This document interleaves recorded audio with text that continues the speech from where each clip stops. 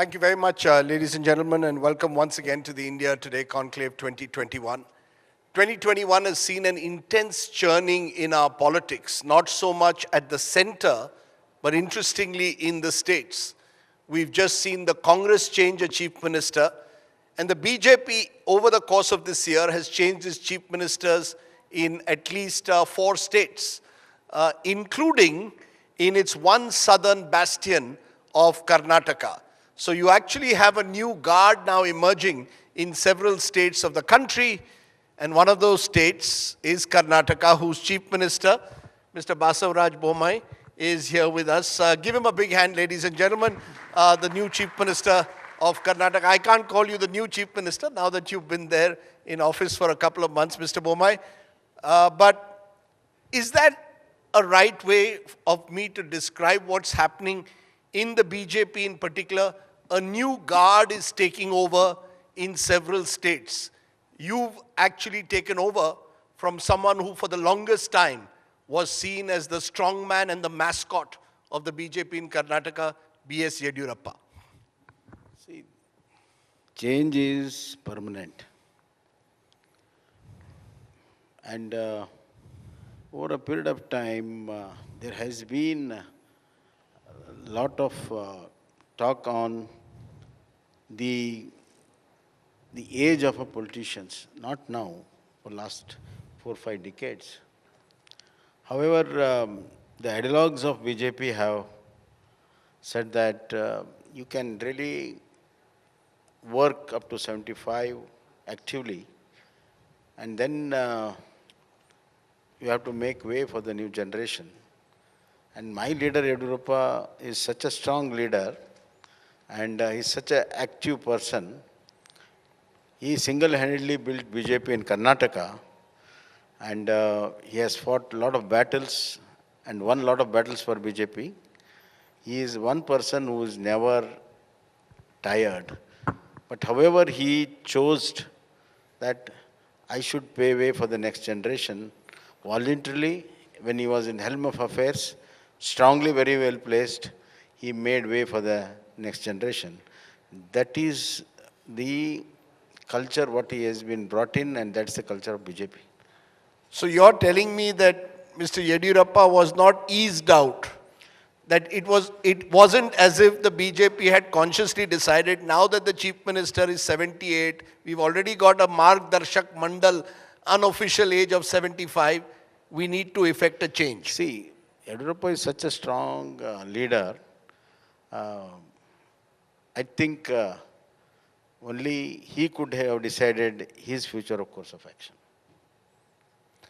And then when they removed him and brought you in, for some it was a surprise choice. For others it was in a way almost inevitable because you needed one Lingayat to replace another. Would I be right in saying that in Karnataka, the BJP remains even today a Lingayat-centric party? And that was one of the reasons why you as a Lingayat replaced another Lingayat leader. This kind of narration is always set because the most number of BJP MPs and MLAs get elected from northern Karnataka is predominantly by Lingayats. However, without the support of all classes, no party can come to power. And that's what over the period of time, a lot of people from SC, ST, OBCs have joined the party. They are also contributing a lot. And now the southern bastion, which is a Vakilga dominated, now a lot of people, a lot of youngsters, a lot of MLAs have come. So, of course, it is flagshipped by Lingayat, but however, there is no dearth of all class of people, including Vakilga, OBC and SC, ST. Now it's a party of all classes. The reason I ask you that, Mr. Chief Minister, is because if there is one state where the BJP has successfully built a bit of a southern fortress, it is Karnataka. If you look across the rest of the south, barring Telangana where you won, 4 Lok Sabha seats last time, made a genuine dent, Tamil Nadu, Kerala, Andhra Pradesh, you found it much more difficult. What is it about the about Karnataka? Is it the soil of Karnataka, or indeed the fact that you had this Lingayat support base that you were able to build on over the years? See, if you look back, the history, political history of Karnataka, uh, Karnataka had always strong anti-Congress leaders just after the independence. And that forces were galvanized once Devarajars quit from the scene. A lot of backward classes integrated with the anti-Congress forces. And with the evidence of Ramakrishna Hegde, S.R. Bommai and J.H. Patel and quitting the scene, the same vote bank base shifted to BJP. And BJP did well by gelling very well politically with these classes, including backward classes. And they have been voice of the people with a different kind of background and oppressed classes. And especially two people I have to mention. One is B.S. Yediyurappa, of course, and Anant Kumar. They stitched the political fabric so well that it became a polity of Karnataka. There is another quality less desirable of your state, which I was going through the numbers. No other state has seen MLAs switching sides as often as Karnataka. 1 in every 3 of your MLAs has been in another party in the last decade. And yet they keep winning elections. They can switch parties and they still win elections. Yeah, What is it? Is there, there is this image of Karnataka politicians now where ideology doesn't matter. Someone told me the maximum amount you have to spend in an election, you have to compete between Karnataka and Andhra today. No. What has happened? Has money power come and taken over the politics of your state? Let me tell you the facts. The fact of the matter is, we have got a very strong leadership, be it in erstwhile Congress. Congress divided, and the president was Mr. Nijalingappa. Therefore, people switched on both the sides. Then came Devarajars. Then after that, after he quitting the scene, there was, as I said, a backward class integration with the original Congress people, that is led by Nijalingappa and Virendra Patil. And that's how people say that they have changed sides. Similarly, when Ramakrishna Hegde, S.R. Bommai quit the scene, they were not left with any choice. So they had to join with BJP van. That's how the people say that they have changed. But the course of politics and the leadership thereon has really guided all these changes, number one. As far as spending money is concerned, it is there everywhere now. But of course, there are, I should admit that there were lobbies and there are lobbies in Karnataka politics. Earlier there was excise lobby, then came granite lobby, then education lobby. Now, a lot of in between we had mining lobby. So all these lobbies always try to dominate the politics with the money power. That has really disturbed the right kind of polity in Karnataka, not only in Karnataka, in several states. You're making a very honest statement there as a chief minister, because there's a feeling therefore that no Karnataka chief minister is fully secure. You never know which lobby will try and topple which chief minister then. That's why many chief ministers have struggled to continue for a full 5 years. But the silver lining is the people of Karnataka always never agreed with this kind of mechanism the lobbies does, and they have always overthrown them and brought back with the people's mandate. That is the silver lining in Karnataka politics. All the credit should go to people of Karnataka. No, you have a wonderful people. I'm not so sure sometimes, sir, with due regard with the quality of public representatives, when they switch sides. I just want to understand, when you go to sleep every night, are you sure, secure, next morning, nobody's going to try and bring down my government? See, Nobody's going to take someone to a resort, someone to a hotel, try and split your state? As far as I am concerned, I am most secure in mind right from my childhood. But as it is everywhere, that one should really never bother about how long he stays. What he does during his tenure, that is more important. And that's how I get peace of mind. Interesting, because your father, the late S.R. Bommai, who I knew quite well, was chief minister for just 6 months. 8 months. 8 months. And that was part of that period when there was a lot of instability and chaos. You believe that you will be can I be assured that you will lead your party into the 2023 elections? See, I'll tell you. During his time, the party which he belonged, that is Janata Dal, didn't have a very strong leadership at the center.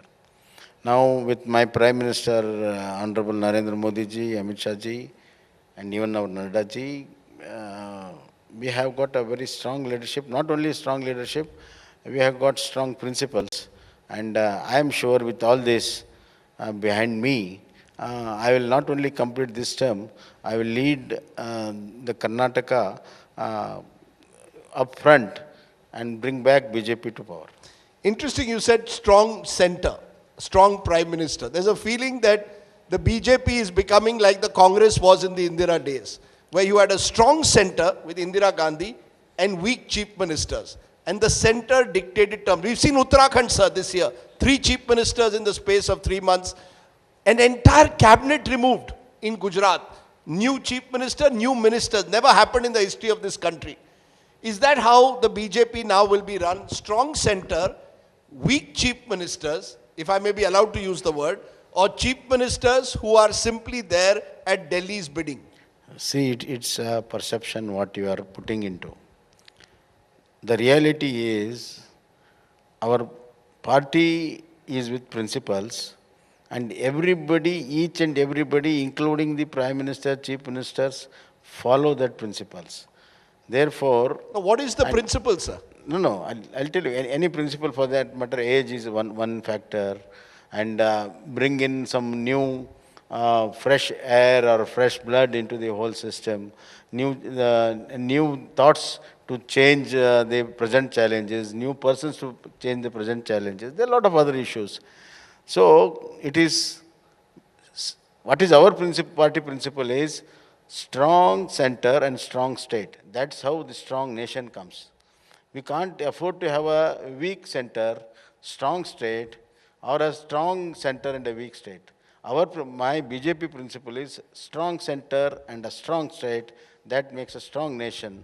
And all this, whatever the changes, whatever the timely changes, are the need of the hour, and my party decides it. It is not a question of any dictatorship. It is, in fact, the greatest democracy is in BJP. Regular elections are held for the office bearers right from the booth level to the national level. You look into all other political parties, they never had their elections for decades together. That speaks volume of democracy within BJP. That's why there is democracy in the administration of BJP states also. So you don't have to turn to Delhi for your decision making. No. It isn't Delhi which dictates terms to states and state governments. See, it is no question of, as far as administration and other things, no question of looking into Delhi. But there are certain issues where you have to consult. Consultation doesn't mean to look upon Delhi or look down Delhi. It is not the issue. There are certain issues where we have to consult, and that consultation is on process always. Let me give you an example. And in fact, sometimes center consults us. Center consults you. Yes. Interesting that you say that because there are certain issues. Yes. They like to have a state's view. Let me give you an issue which has just cropped up, and perhaps one of the first controversies your government has faced, the national education policy. Karnataka has become the first state to implement the new national education policy. Now, your critics are saying that this is imposed by the RSS. That's what the Congress says. They say national education policy, NEP, is actually Nagpur education policy. You're going to teach history as the RSS sees the history of this country, not as the history textbooks have been written so far. And you have come across and said, no, RSS stands for nationalism, stands for nation. How do you see the implementation of this national education policy? Is it your decision or is it Delhi's decision or Nagpur's decision? I'll answer your first part of question. Sir. As far as Congress is concerned, it is a history, party of history. It's a past. Congress is a party of history. Yeah, it is part of the history now. Congress is a part of history. It's a part of political history. That's why they only think of history and history which suits them.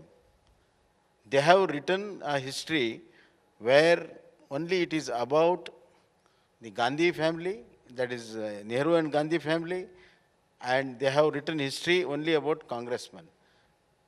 In the Indian independence struggle, we have got through the struggle of peasants, workers, as well as lot of people who have let down their lives, and they are anonymous soldiers who have done it, but they never mentioned about it. Therefore, they want to live with the false history. And as far as education is concerned, see, we are in 21st century. We don't need Macaulay's education system. In fact, Europe itself is changing. The Macaulay is 200 years old education system, and Europe themselves have changed. Now they are seeking change. And to suit the 21st century need, we need a change. In fact, RSS, nothing wrong in saying that RSS the thoughts are national thoughts. What is wrong in it? Compared to Macaulay, we want a change. We want to not only rewrite the wrong things, we are looking into the future. We have got science, we have got technology, we have got artificial intelligence. We want our children, rural children, to face the competition successfully with the international world, international communities all over the world. We have to prepare the children. We can't be looking like a spectators when our children are not given the right kind of education and they have not been prepared very well to face the world. See, what we are giving the next generation, the best thing what we can give is the best education. There was a time when the person who owned the land was ruling the earth. Then came the time where the people with capital and business rule the world. That's what Britishers did. Now, in 21st century, it's an era of knowledge. A person who has got knowledge can dominate all fields in the world. So are you saying that the existing education system of which you are a product, you're made, Certainly. so you are a Macaulay's child. Your father, interestingly, was an HRD minister of this country. If your father was here, would he be comfortable with what you've just said? See, times have changed. See, He was Janata Party, Janata Dal. When my father was there was not this digital world. There was not this, what you call, all this electronic things. And things have changed now. It's a global village here. And as we change, see, I was a part of Macaulay, yes, but I don't want my grandson to be Macaulay education. He should be in tune with the most flexible, modern, and well-equipped, deserving repository of knowledge he should have. Very interestingly put. An executive with Tata Motors, before he entered politics, is saying, I don't want my children or grandchildren to be Macaulay's children. But just a bit of a googly question. You come from the land of great spinners in Karnataka. Tipu Sultan. How will you, there are conflicting views of how Tipu should be seen in Karnataka. When Siddaramaiah was chief minister, he, celebrated Tipu Jayanti. Will you celebrate a Tipu Jayanti? See, I'll tell you, any ruler for the past, he has got a lot of good things and bad things. The very fact that when Tipu was ruling, there was huge conversions, not only on Hindus, huge conversions on Christians. You ask a Mangalore Christian, because you might say that you are a Hindu, so you are partition. You ask a Mangalore Christian, he will tell what Tipu was. So that's the perception he has built by his actions. Will you celebrate it? I'm telling you, I don't agree with what he has done to the people of his own state, converting the people for his political needs. Okay. Let me turn to another critical issue that every chief minister now faces, which is the federal, opposition chief ministers, Mr. Bommai, speak about the federal spirit being eroded. They're looking particularly at GST, for example. You've just been put in charge of a committee that's going to look at rationalizing taxes under GST.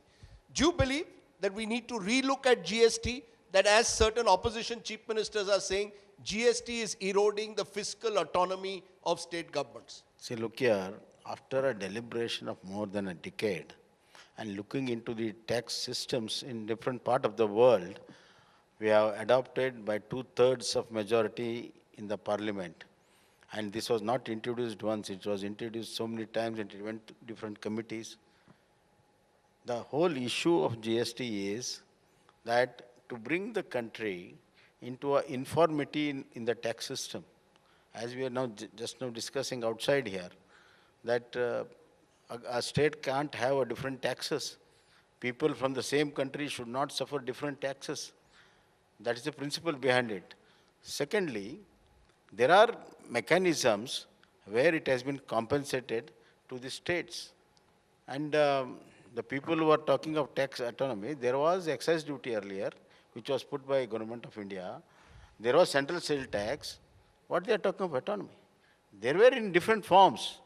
Not that there were no central taxes at all before GST. Therefore, to give a political color to the every economic activity is not the right thing to do.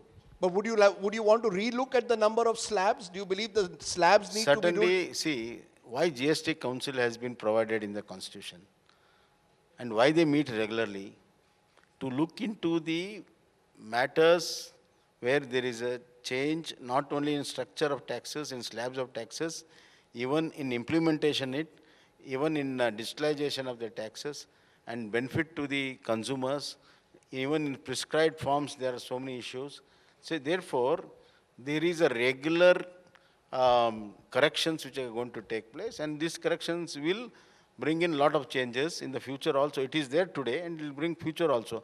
That is the flexibility in GST. Why don't you See, then... earlier, Yes, sir. earlier, the state didn't have a forum to discuss about the central taxes.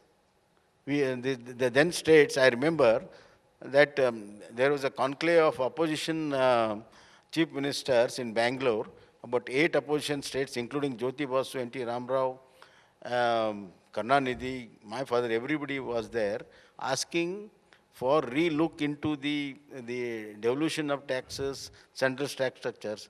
No opportunity was given. Now, a forum has been created by GST Council, where all party-led state governments can express everything what they want, and there will be a conscious decision.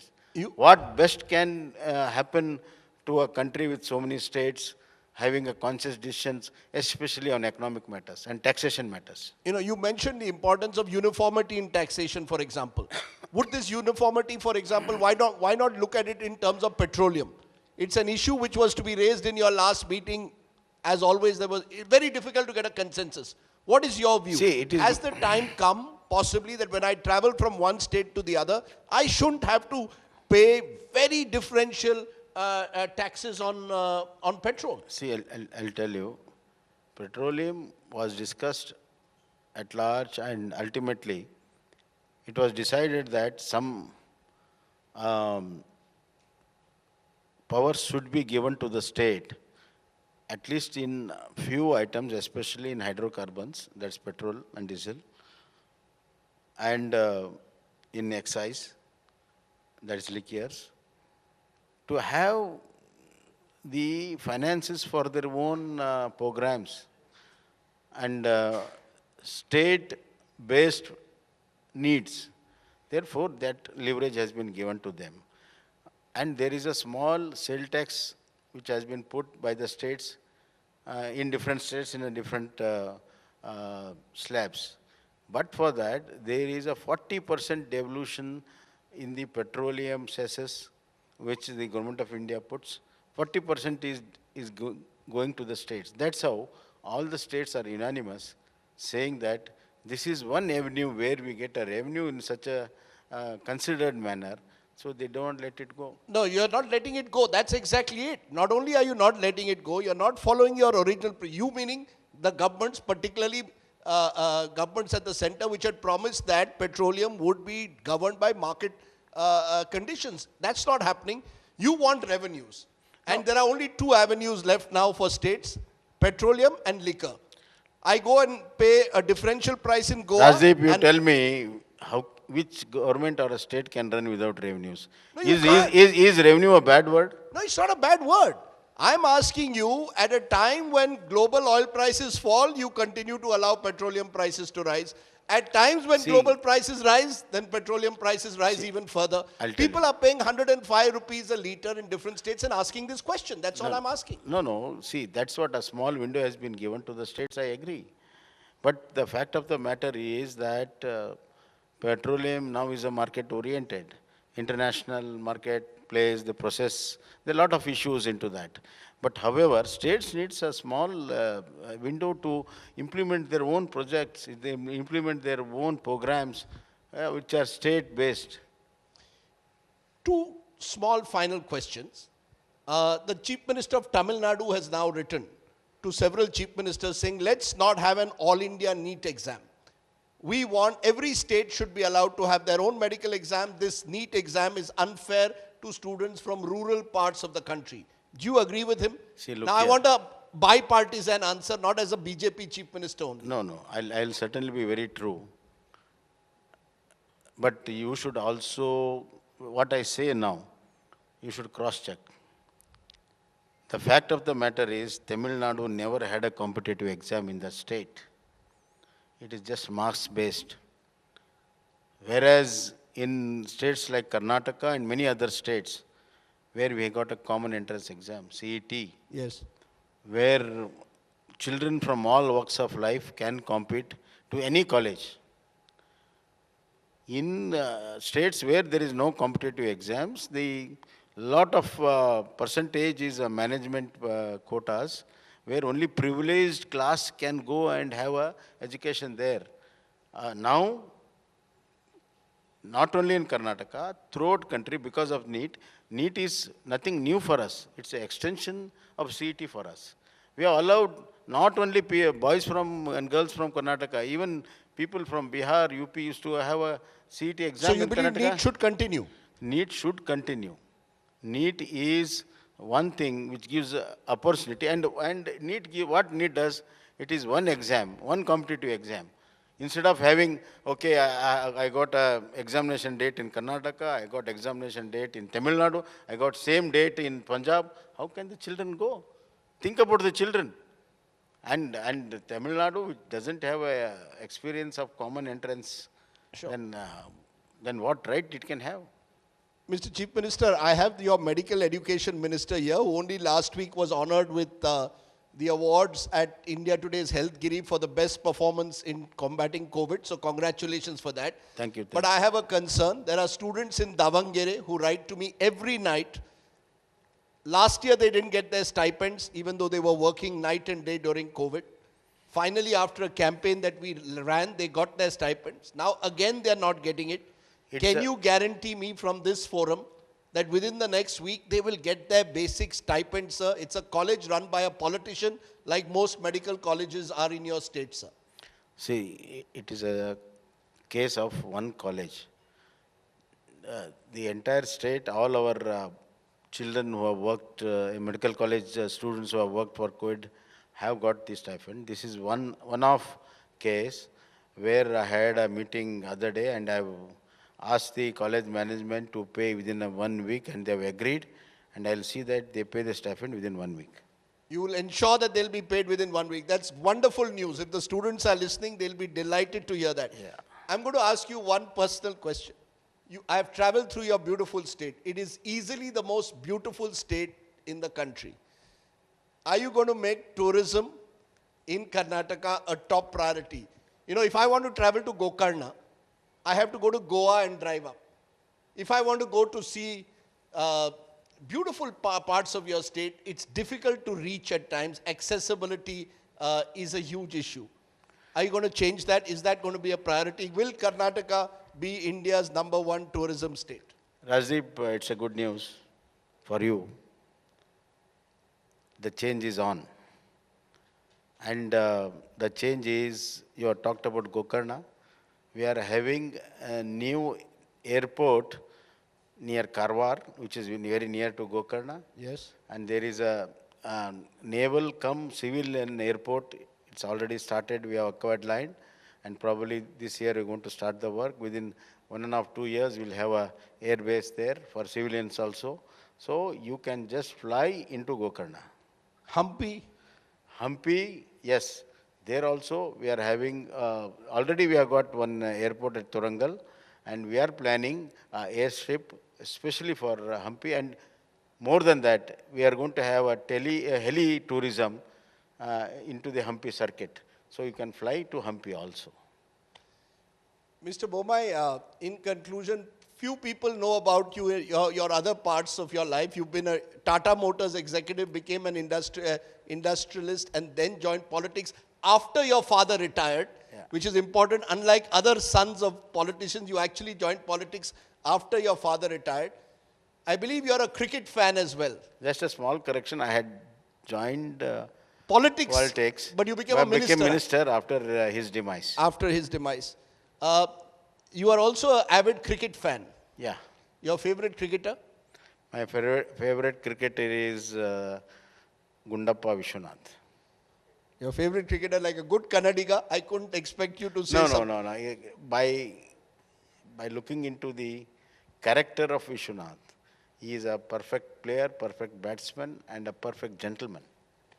Like most Karnataka politicians are, I guess it's your lovely weather that makes you... And secondly, yes, I am an ardent fan of your father, Dilip Sardesai. thank you very much. And those days we didn't have TV, but I used to stick to the radio where he hit 212 runs outside India for the first time, first Indian. I don't know how many chief ministers would know that, so that gives you a lot of plus marks in my diary. And I remember his favorite sweep shot. Mr. Chief Minister, you clearly know how to woo the media, Yeah. which is one good quality to always have. See, no. If Rajdeep is there, then it's very easy to. Mr. Bommai, I wish you very well. As I said, you are in a chair, which, as you know, I know. is a tough one to handle. But I'm sure with your easy, calm demeanor and charming smile, you'll be able to win over the people of Karnataka. I wish you well. Thank you. Ladies and gentlemen, Basavaraj Bommai, Chief Minister of Karnataka. Thank you. Thank you so much. Thank you, Chief Minister. Thank you, Mr. Sardesai. May I please call upon Mr. Umesh Revankar, Vice Chairperson and Managing Director, Shriram Transport Finance Company Limited, to come up on stage and present a small token of our appreciation to the Chief Minister. A warm applause, please. Do put your hands together.